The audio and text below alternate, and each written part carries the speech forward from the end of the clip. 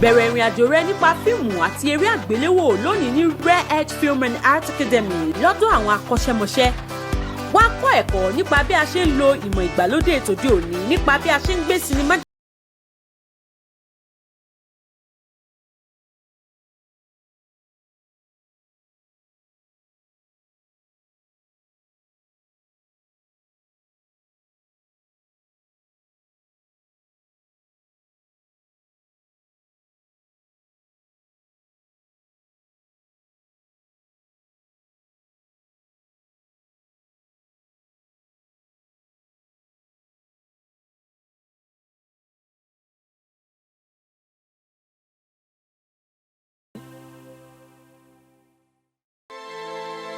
Kò sólókò lóko.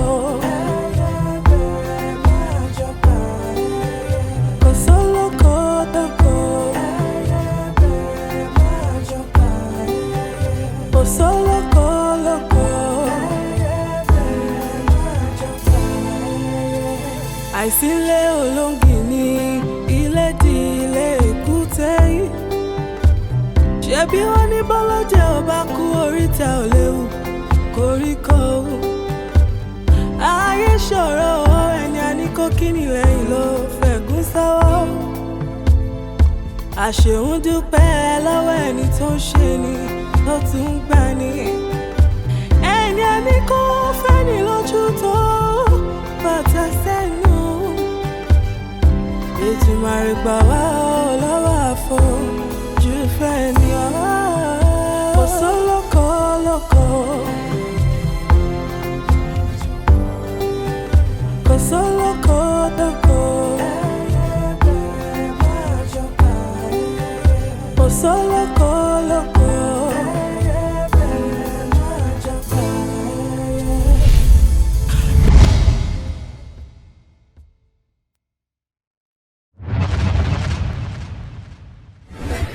Olúwarẹ̀mílẹ́kún.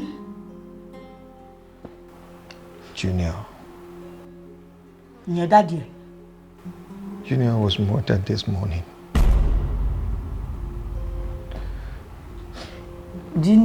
Mi mọ nǹkan tó sọ. Barrister Deji Lawson Junior is dead.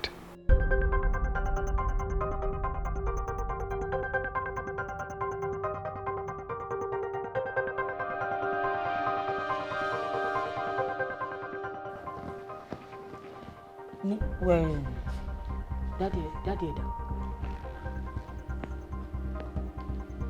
Where is your daddy now? Ṣebí ìwọ jẹ́ ṣàlẹ́nu tó lè fi sọ̀rọ̀. Àbó ò tún nílé ṣàlàyé pé báyìí daddy mi wà o. Where is your daddy? Let me take it easy. No, dúró Dèjì. Borokini.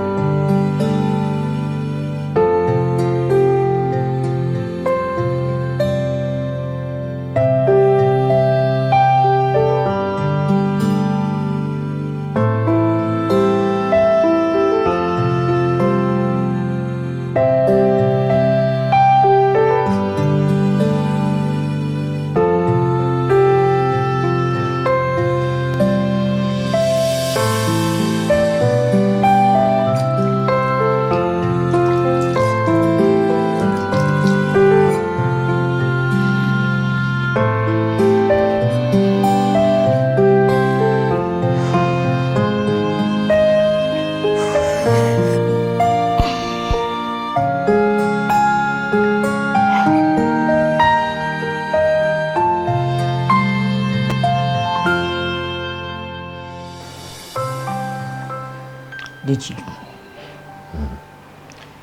Ṣé wàá sọ fáwọn tó wà nísàlẹ̀ ẹ̀kọ́ kò lè wà? Àmín. Ẹni kó wọn máa lọ lé wọn.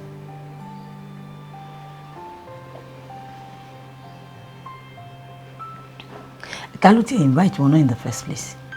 Ta ló pè wọ́n?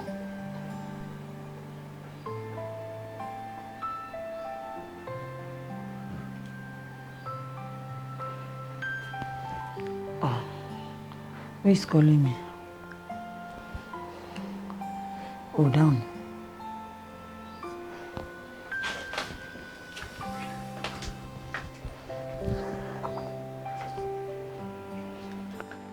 Hello? Yeah, okay. Mo ń bọ̀.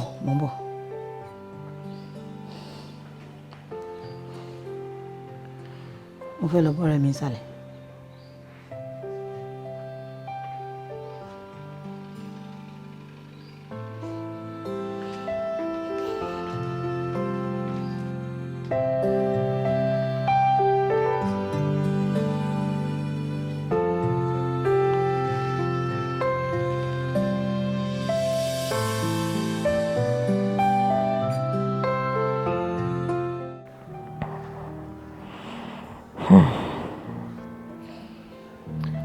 The tables have turned, right?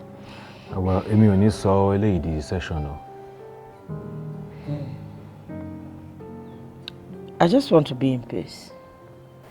You know, gbogbo ìgbà tí mo wà ní díẹ̀ gbogbo nǹkan tí mo bọ́ lọ́hùn sọ náà ni pé, you know, the opportunity to be back with my family. But you did. Fúngbà mélòó?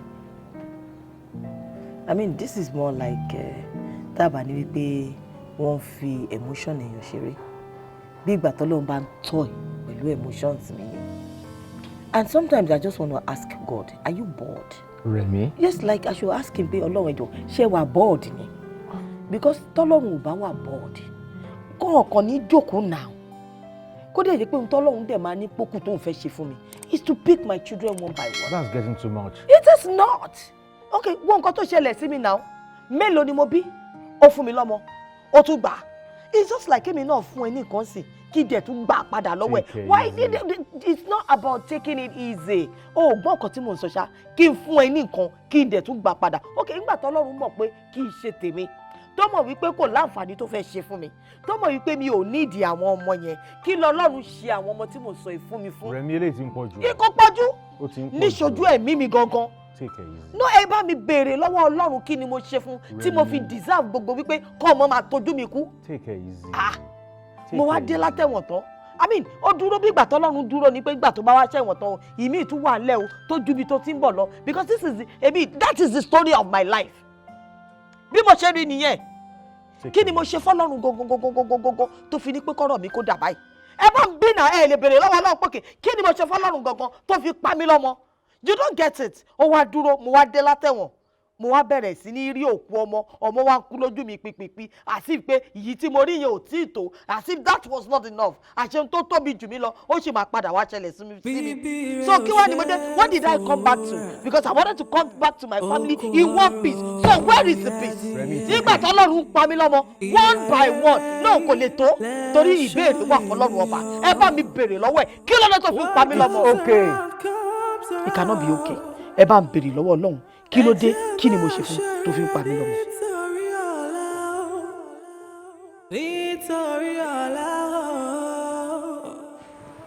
Ẹ dákun. Ta la lásọ pupa bí Ṣàngó? Èwo lohun tó dégò tó bí jẹ́ Balógun kìkì ẹ̀wọ̀n wẹ́dà? lọ́rùn láì ṣàjà báńkì. Ó bá aṣọ tó ti ya mọ́ láyé. tó bẹ́ẹ̀ ti fi kún fúlù ìjọba. Ohun tí ó jẹ ọ̀tẹ̀ nù. Bàbá wa bẹ́ẹ̀ ti bá ń yà. Kábíyèsí o. Kábíyèsí o. Ọba kì í, ọba kì í. Ẹgbẹ́ rẹ̀. Kábíyèsí o. Ayé. Kí ni? Ẹ dákun, ta lélẹ́ ìwáyé ojú bíi nọ́mbà Ọ̀yọ́ tó jókòó yìí? Ṣé bí wọ́n ti kọ́ bá ń lù yín nù? Kábíyèsí náà ló ń bọ̀wọ́ sí báwọn. Bàbá wádìí ọmọ oko lọ́jẹ̀. Ọmọ oko lọ́jẹ̀. Tó wọ́ sọ pa bí ó Ṣàngó yìí. Yanni, who is this guy? What do you want? Ó ti bu ọba jẹ́. Èmi ló fẹ́ gbogbo. Kí ni fẹ́lẹ́fẹ́lẹ́ bíi sílẹ̀tì ọmọ iléèwé yìí? Tó dàbí ayé tí ń jẹ pálí, èmi ní fẹ́ gbogbo. Àṣìpa. Dá tiẹ̀ padà. Kábíyèsí. Ẹ má bínú, ẹ jókòó. Kábíyèsí, ọ̀rọ̀ tẹ́ni má sọ ni o. Ohun tí ì bá sọ sí ìbá ti dá o. Tó fi kíní borí bíi Balógun àwọn wẹ́dà ọ̀hún. Tí bá ń bọ̀ wá àfin gbà mí, kọ́ má máa dé kíní bíi kíní Balógun àwọn wẹ́dà yìí o. Ọmọ yín náà ni gbogbo wa jẹ. Ń gbẹ̀ ti sọ bẹ́ẹ̀ o. Ẹ̀yin olóyè. À ń jẹ́ o kábíyèsí. Ẹ má bínú pé mo pè yín ní ìpè pàjáwìrì. Tó. Ọ̀rọ̀ àwọn owó tó wà nílẹ̀ tí a ti gbà lórí ilẹ̀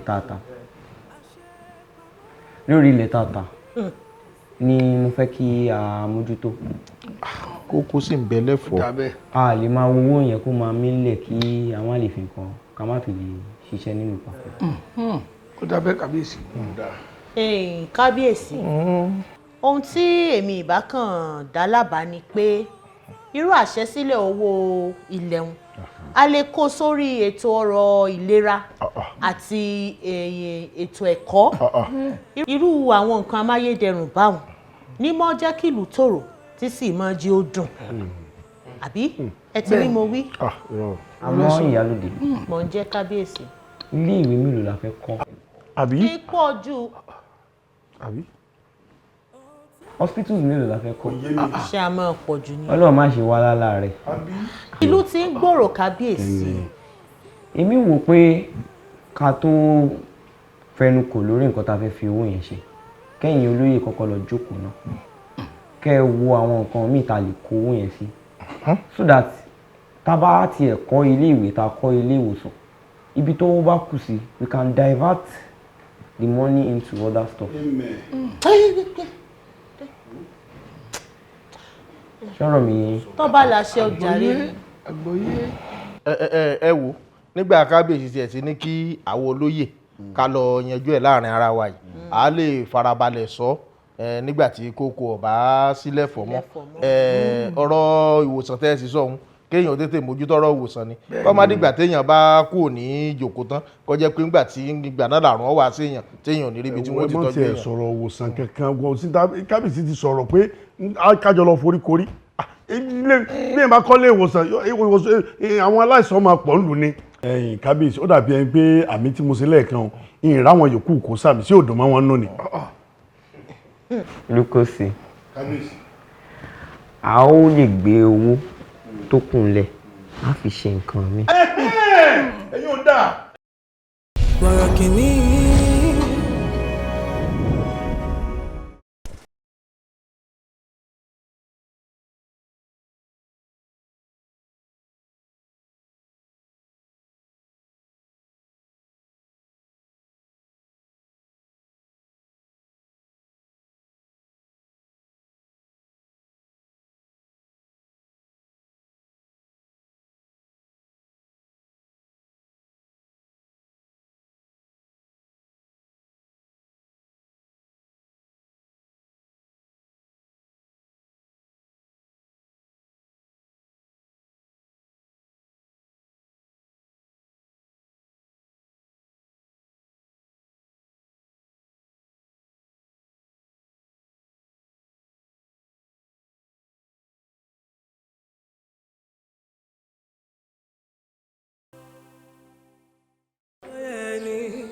náà dá mi lóhùn náà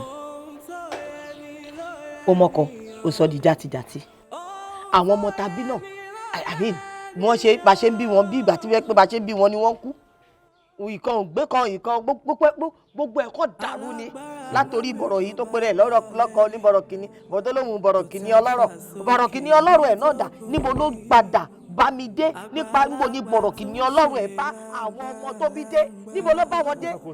náà má máa sọ pé kí n take it easy ṣé ìwọ ò ní nǹkan tó ń bọ́ lọ́run sọ ni don't you pray in the morning ṣé tó máa ń gbàdúrà láàárọ̀ kò ní tó máa ń bọ́ lọ́run Elédùmarè sọ so ìwọ ò lè jókòó kò bí wọ́n náà no put yourself in my shoes and ask God ọlọ́run má jẹ́ kárí kò ṣe dáadáa kọ́lọ́run fi tó ń wù ẹ̀ báyìí nǹkan tó ń wù ẹ̀ báyìí kọ́lọ́run kò fi pa ẹ́ lẹ́kún how would you feel about that would you not ask questions ṣé ò ní béèrè lọ́wọ́ ọlọ́run pé wọ́n ọlọ́run kí ló dé tọ́rọ̀ mi dà báyìí. It's not about okay. I don't like the way you are taking it. You are making me to oúnjẹ kò ní mi kí ló wà okay about it. Don't call me. Oúnjẹ kò máa know what? What did I know? Oúnjẹ kò máa well if you have to see me fine. If you don't have to see me fine. I am just saying that o máa ní level kan tí nǹkan máa dé. Tẹ́yọ̀ dẹ̀ máa béèrè. You should be able to ask why is my life like this? Why did you do this to me? Ṣẹ́yọ̀ lè béèrè ni. Is God even telling anybody bóun ṣe fẹ́ ṣe kankan tó fi ń ṣe ni? He will just do it without anybody's permission. A kò ṣe ni just because it's God. Kò tẹ̀sẹ̀ ní tó máa béèrè lọ́wọ́ ẹ̀. Kò sí. No, God, you people are just saying it's fine. It's not. I am not talking about being fine or that it's not fine. I am talking about God. Bọ́lọ́run ṣe máa ń wu ìwà tó máa ń ká ẹ̀dá lára gidigidi. Bọ́lọ́run ṣe máa ń gbà nǹkan lọ́wọ́ èèyàn tí ò tiẹ̀ ní ìrò lẹ́ẹ̀mejì. How this person is going to feel? You don't get my point. Oh, get it. You get point. Nǹkan tí mo sọ. Oh, okay. Sọ́rí nǹkan tí mo sọ ni wípé at least Ọlọ́run tèmi mọ̀, Ọlọ́run tí mo mọ̀ kò yẹ kó máa fọmọ pààyàn lẹ́kún. Báwo ni mo ṣe máa bímọ? Am I 16? Ṣé mo ṣẹ̀ṣẹ̀ fẹ́ lọ bímọ ní at the age of 31 ni? Because he knows me. Okay now, ó wá mọ́ wọn, ó gbà wọ́n lọ lọ́wọ́ mi. Ó ń gbà wọ́n lẹ́kìíní, ó ń gbà wọ́n lẹ́lẹ́kejì. And as bad as it is, as bad as it is, sísì, ó lè gbẹ̀ ẹ́ lọ́wọ́ mi sí. You know you are my grandchild. Kò ní wo wípé òun ti fún mi ní bàbá ẹ̀ tí bàbá ẹ̀ ti kú. A kàn sọ pé kí o bóyá wọ́n gan lọ sí. I don't even know. Bó ṣe ń ṣe nǹkan yẹn gangan ló ń bí mi nínú.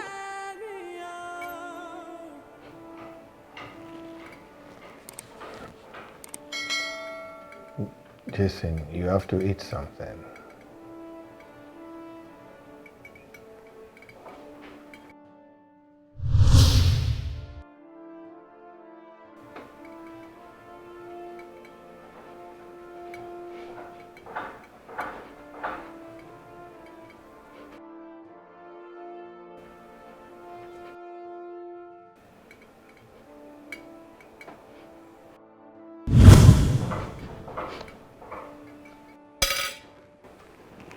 Jason, eat your food.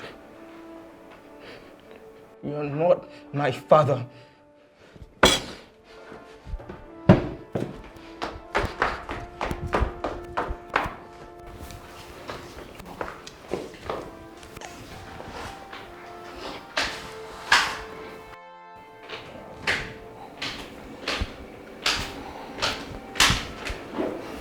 Where are you going? Out. You can't go out like that. Oh, jáde bẹ́ẹ̀. Says who? Basic tradition, normalcy, you know. The tradition that cannot save my son. Okay. Kí ló ń gbé ẹ jáde lọ? Answers.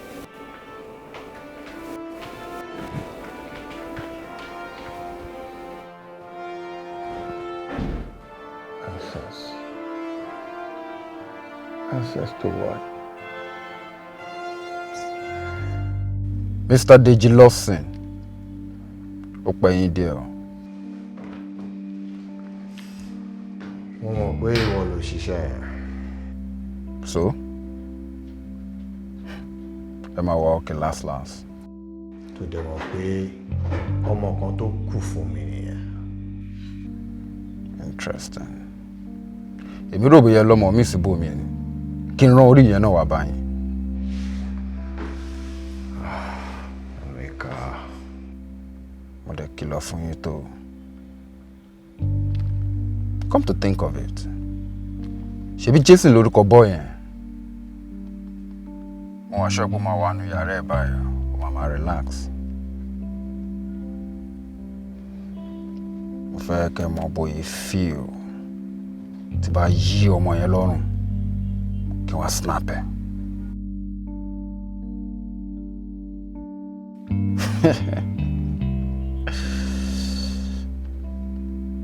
Mr. Deji, my man. Person will get something to lose. No the dance enter shrine naked. Only you.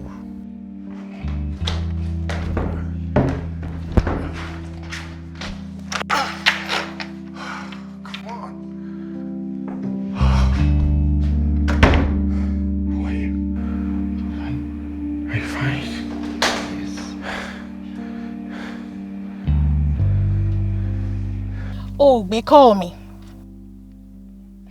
Ṣé wọ́n kọ́ mò ń bá sọ̀rọ̀ ni? Anyway, assignment tí mo rẹ́ ń kọ́.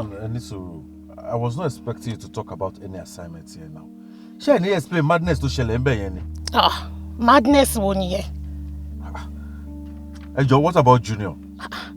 You should know that when a cutlass continuously struck on someone, the person would definitely die. That's exactly what I'm saying.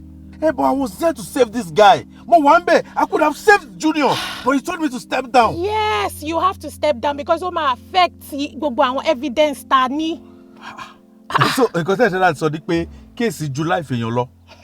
But this thing is so obvious. You know, Slara, gbogbo business wọ́n ṣe yìí now. How do you know? Báwo ló ṣe mọ̀? Oh God. You can't be so sure.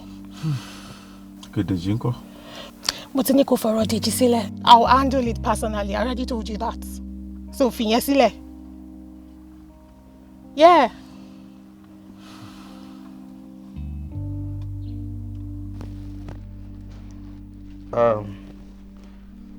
Dino, báwo ni? Oh, yes, sir. Ṣé kò sí?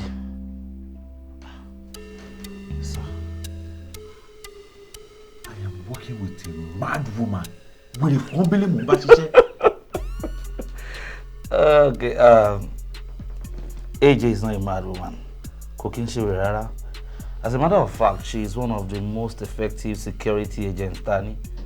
Yeah, she may cut corners, you know, but who cares? As long as tó bá ti ṣiṣẹ́ tarun. Get nǹkan tí mo sọ. Tẹ́ bá rí nǹkan tí woman yìí ṣe. Tẹ́ bá rí nǹkan tó ṣe. Kò matter nǹkan tí ó bá ṣe. I'm sure she had to do it. Oh God. She sacrificed Junior. I watched that boy. I watched him die. And I was there to rescue him. That should not do anything. Dino, ọpọ́n ti sún fún ẹ náà nìyẹn o. Ìwọ náà mọ̀ pé iṣẹ́ tó ń ṣe kò ń ṣiṣẹ́ ọlọ́pàá lásán. And I need license láti pààyàn when it is necessary. As long as tẹ́yìn bá ṣáà ti ṣiṣẹ́ tí wọ́n yàn fún yín, there's no problem.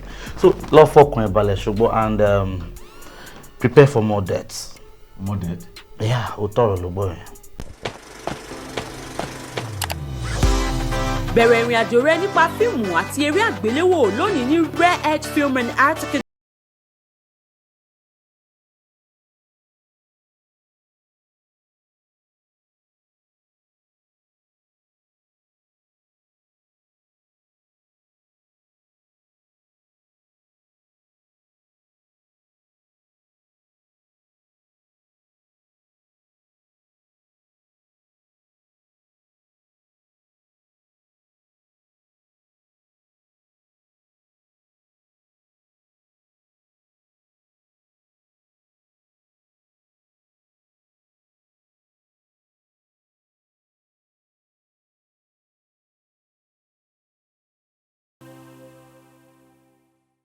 Borokini.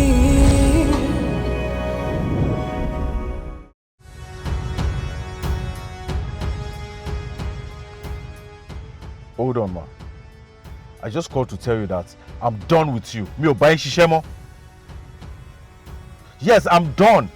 Hell, I cannot continue like this again. It's not possible. Mo sure pé àwọn èèyàn tó better mi wọ́n pọ̀ ní force. Ẹ lọ wẹ́lò mi.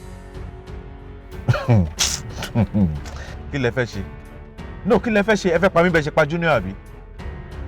Wo nǹkan tó bá wù yín ni kẹ́ ẹ ṣe. Mi ò ṣiṣẹ́ mọ́. I'm done with you. Good day, ma.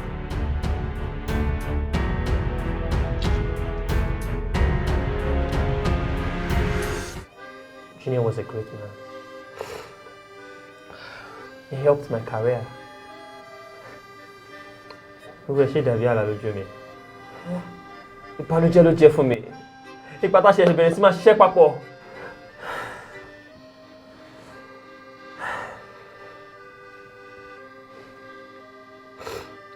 Kí ni máa ṣẹlẹ̀ sí bí báyìí? It's about. What's going to happen here? Our clients will make a shell. I'll have to shut this place down. But look, oh, that's from Digital Side.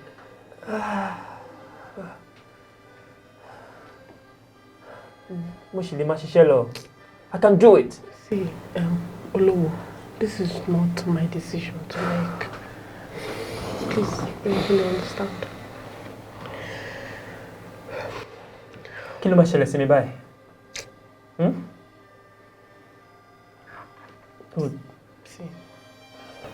sure pé very soon you find something else doing. Ó dẹ̀ lè bá mi bá wọn sọ̀rọ̀. Look, please, I'm begging you. Ọ̀rẹ́ ṣàlàwà méjèèjì. Don't render me useless, please. Don't render me jobless. Ìyá ló dé o. Gbogbo ẹ̀rẹ̀ ilẹ̀ ní ẹgbẹ́ wá fún yín ni. Ìwọ wá lè yí o. Ẹ̀tù. Red wine lélẹ́yìí. Tó wọ́n díẹ̀ o. Ṣé ìṣòro pé mi ò lè mu eléyìí báyìí? Ẹ̀dẹ́ nìyẹn jàre kí ni. Ẹ wo eléyìí ló yẹ kẹ́ máa mú kọ́ sí.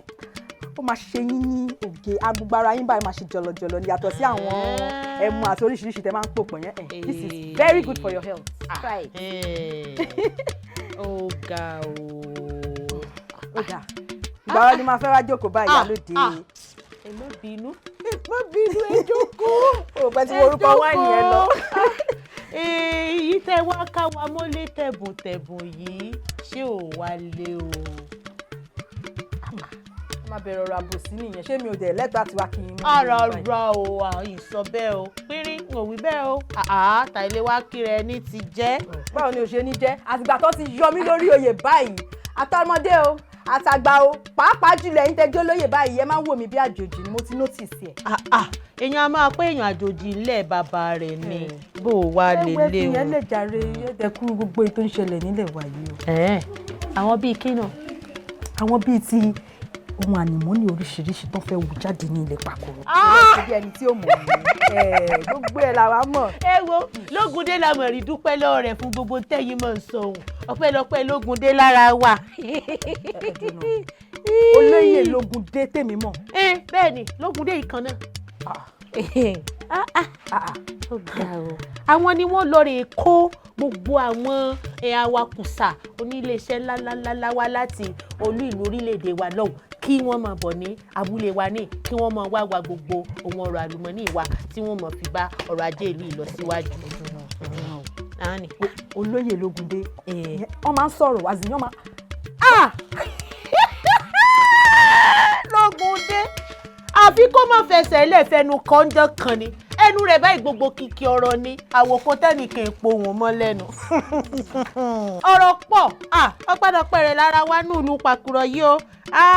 Lógúndé òun la rí dúpẹ́ lọ rẹ̀. Ìyálóde, are you sure there are nothing else I need to know? Èmi ò wá rẹ́rìn kó tún wá dàmùrìn mọ́ mi lọ́wọ́ ni. N tí ń ṣẹlẹ̀ lèmi sọ fún yín o. Ọpẹ́lọpẹ́ Lógúndé lára wa nù ìlú yìí ẹni tá a rò pé ò lè pàgọ́ lọ̀rọ̀ rẹ̀ tí wà ń kọ́lé alárùrù.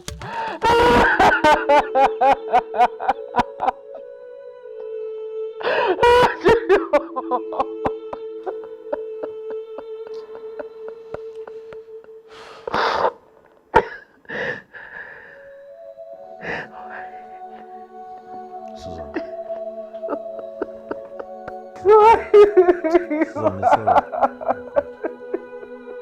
Susan.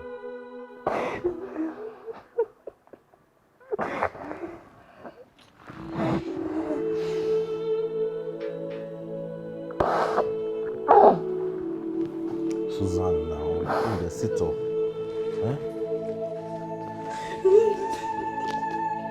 It's okay, I was just coming to inform you to me what it was.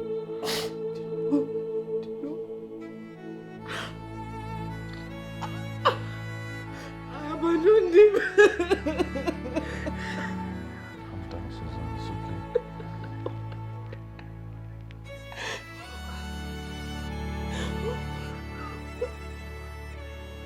Why did he have to go?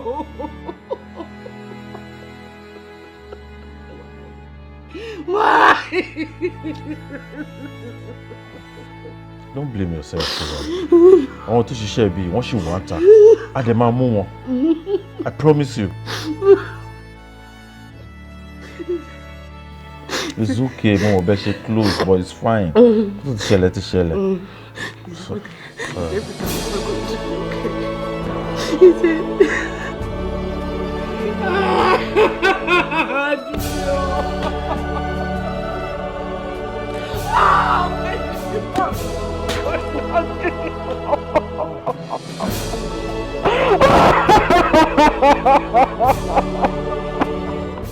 Borokini,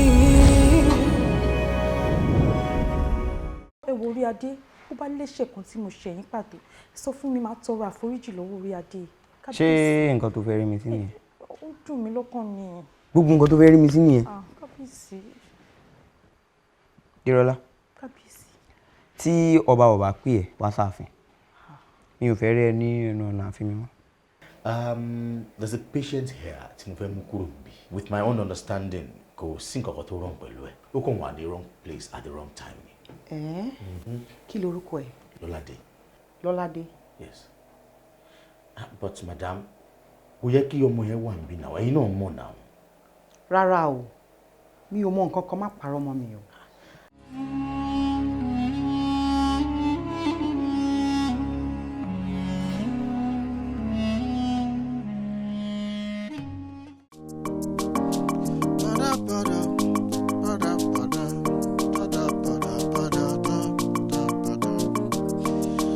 àjọ jẹ ní ìkọ̀kọ̀ àjọ mu ní gbangba àjọ ń jẹ gbádùn ayé imú o mà níka o à ń gbóòórùn ara wa ò jẹ́ agbóòórùn aṣebi ẹni a ní ó fẹ́ ni lójú ata ló fi sẹ́nu èyí a ní ó kí ni lẹ́yìn ẹ̀gún ló fi sọ́wọ́.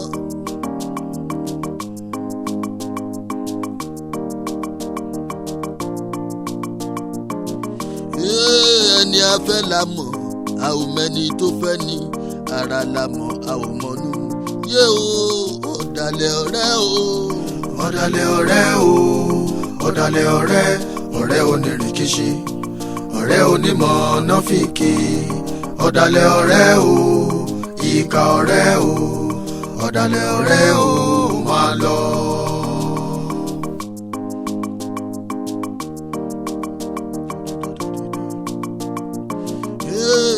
mo ráyé mo sá o mo bẹ̀rù ayé ayé tó tó àkàmọ̀ra wọ́n á fẹ́ ọ nímú wọ́n á fẹ́ ọ lójú àmọ́ wọn ò fẹ́ ọ dénú. ọ̀dàlẹ̀ ọ̀rẹ́ o.